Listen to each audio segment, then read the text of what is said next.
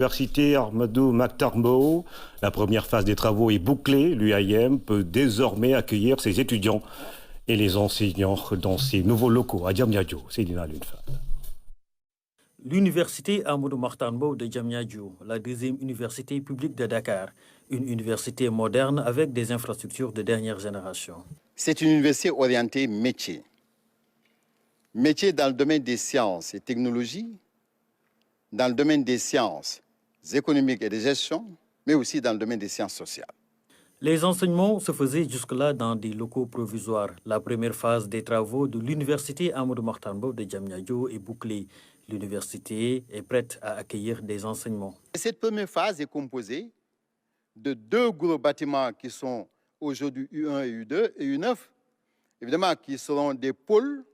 Le pôle sciences et technologies, c'est U1, et le pôle sciences économiques, gestion et sciences sociales, U9. Alors, au niveau de U1, nous allons regrouper trois écoles, les trois écoles supérieures qui travaillent dans le domaine des sciences et technologies. Et nous avons, à côté de ces pôles, vous avez le pôle administratif, qui aujourd'hui symbolise le rectorat. Le rectorat qui a centralisé tout ce qui est administration au niveau de ce bâtiment. Et nous avons aussi cet amphithéâtre, un amphithéâtre de 1500 places. Au-delà de cet amphithéâtre, vous avez la bibliothèque. Nous avons aujourd'hui une bibliothèque de 3000 places réelles. 3000 places avec une capacité d'accueil d'ouvrages en termes d'ouvrages de 500 000 ouvrages. Mais aussi, nous avons une polyclinique. C'est en 2015 que la deuxième université publique de Dakar a été baptisée Université Ahmadou Mokhtar Mbow.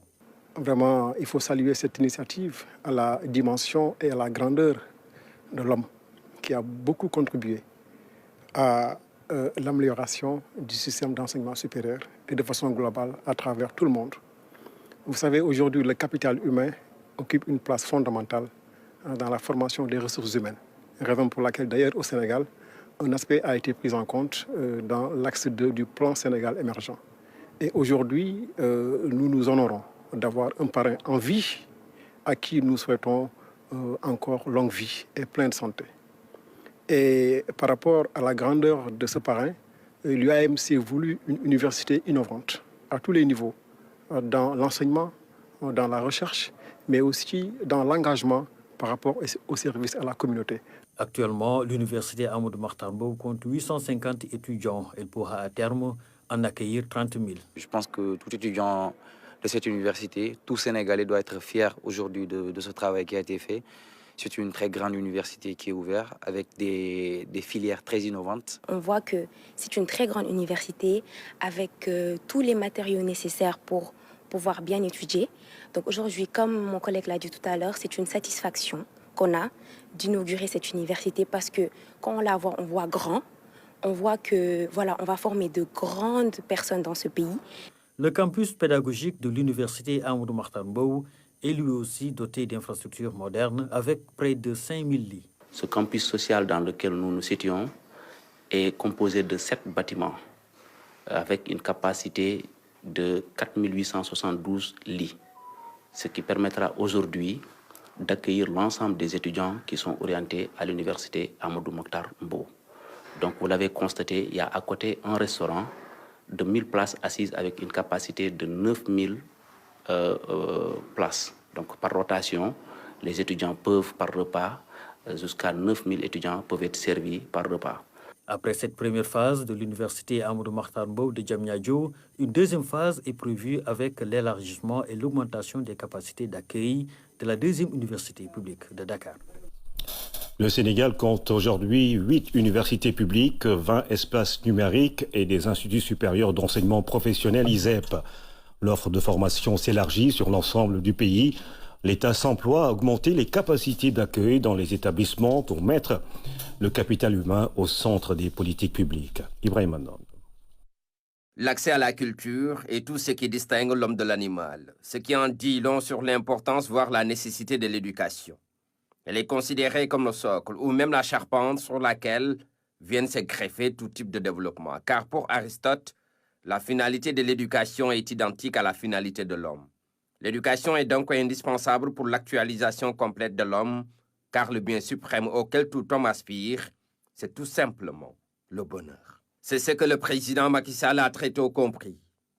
Dès son accession à la magistrature suprême en 2012, il organise les concertations nationales de l'éducation. Du 6 au 9 avril 2013, se tiennent alors les plénières de la concertation nationale pour l'avenir de l'enseignement supérieur. Plus de 300 invités venus de tous les segments de la société participent à cette grande rencontre avec 78 recommandations à la clé. Un travail qui a abouti à l'organisation du premier conseil présidentiel sur l'enseignement supérieur et la recherche, à l'issue duquel 11 décisions sont prises par le président de la République. Un document d'une quinzaine de pages, constituant ainsi la feuille de route de l'enseignement supérieur pour la période 2013-2022. Le regard dans le rétroviseur nous permet de mieux comprendre et d'avoir une idée sur la carte universitaire du Sénégal avant l'arrivée du président Macky Sall au pouvoir. En 2012, le Sénégal ne disposait que de 5 universités publiques et une école polytechnique dans 5 régions.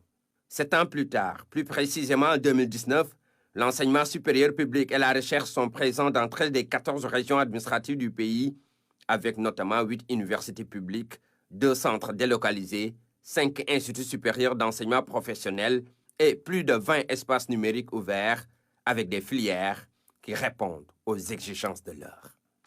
Malgré ces nombreuses réalisations, les autorités veulent maintenir la barre plus haut. Et c'est tout ce qui justifie le nouveau cap fixé pour 2022. L'ambition est de couvrir les 14 régions administratives et les 45 départements du Sénégal. L'objectif est clair, contribuer d'une manière significative à la territorialisation des politiques publiques. Et puis en prélude à cette inauguration, le ministre de l'Enseignement supérieur et l'invité du magazine Le Point, je vous propose un extrait de cet entretien en cours au studio Terrain. Tout est réuni pour ça. D'accord, tout est réuni. On peut dire que tout est fait prêt, matériellement, pédagogiquement, côté pédagogique comme côté social. Les cours qui se faisaient ex situ, maintenant, tous les étudiants vont pouvoir rejoindre le campus social. Oui, on a prévu cela, probablement début janvier, parce que les étudiants, d'ailleurs, voulaient rejoindre. Quand ils ont vu ces beaux bâtiments, ont voulu tout de suite rejoindre, mais après discussion, on leur a dit de patienter pour régler quelques problèmes d'assainissement par rapport au campus social. Nous espérons que d'ici fin décembre, tout sera réglé et que les étudiants vont pouvoir prendre leurs locaux très fièrement et l'université va commencer vraiment dans ce lieu-là où les étudiants auraient toujours dû commencer. Oui. Et quand on regarde un peu le profil des enseignements qui vont être dispensés au sein de cette université-là, on peut dire que vous vous inscrivez ici dans un peu la particularité par rapport aux autres universités. Oui, mais vu la capacité de l'université, évidemment, si elle peut accueillir jusqu'à 30 000 étudiants, il va falloir revoir aussi les curricula. Je pense qu'ils ont démarré dans des conditions un peu à l'étroit. Maintenant, ils vont aller dans cette université qui est grandiose. Donc, l'université, il faut qu'elle participe pleinement à la formation. Et donc, je pense qu'il va falloir ouvrir des IFR classiques. C'est quelque chose sur laquelle on va travailler avec le recteur pour redonner à cette université la dimension scientifique qu'elle doit avoir.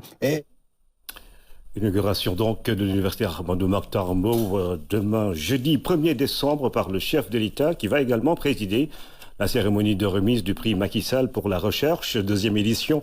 Cette année, le prix Macky Sall pour la recherche est doté d'un montant de 100 millions de francs CFA.